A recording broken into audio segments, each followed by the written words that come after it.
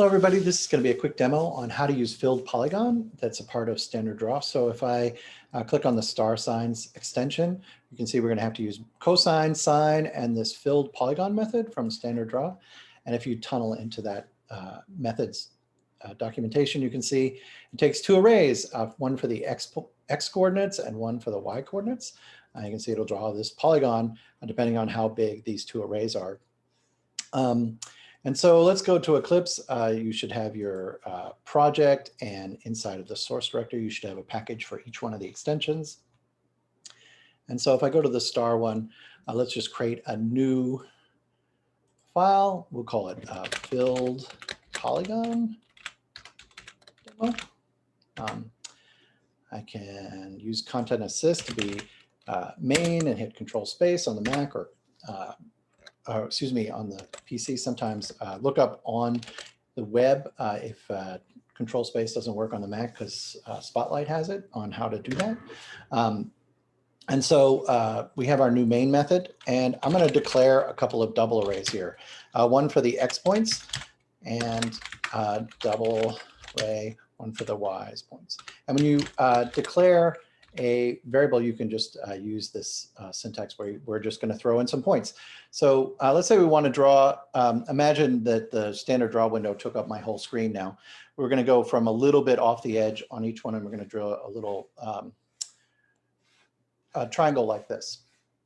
Okay, and so we'll start at 0.1, 0.1 in the bottom left. So that would be the X's would be 0.1 and the Y's would be 0.1.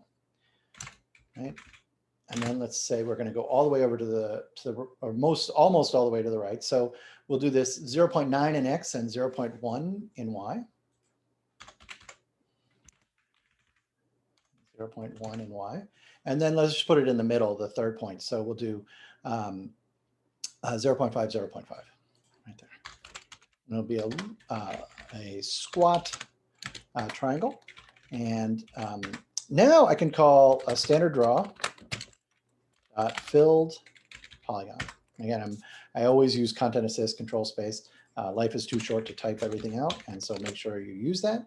And so I'm going to fill the polygon X's and Y's. So let's run this as a Java application.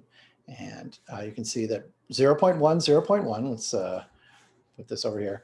Let's see 0.1, 0.1. 0.1, excuse me, 0.9 in X, 0.1, and 0.5, 0.5. So everything's looking good.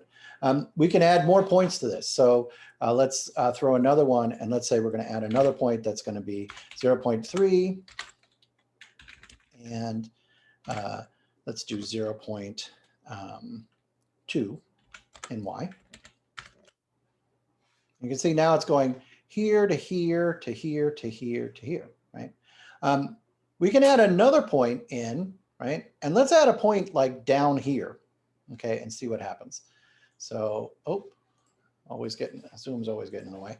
So let's add something that's 0.6, let's say, and 0.05, right? This is going to be kind of a ridiculous polygon. But you can see the order in which I drew this is going to matter. So it's going to go from here to here to here to here to here to here, which gives you this rather sort of perhaps surprising set of points. Maybe you thought, oh, it'll figure it out and it'll draw this polygon right here, right, and fill the whole thing out. That's not how it works. Nicely, that's not how it works, because you would not be able to draw the star that you're going to have to draw in a simple, beautiful, elegant way if it figured it out and took the points that you drew for a star and turned it into a pentagon, for example, for 5 pieces. So let me close this up. I'll put this code on the web page, but this is hopefully an example on how to use filled polygon, which we'll need for the star signs extension.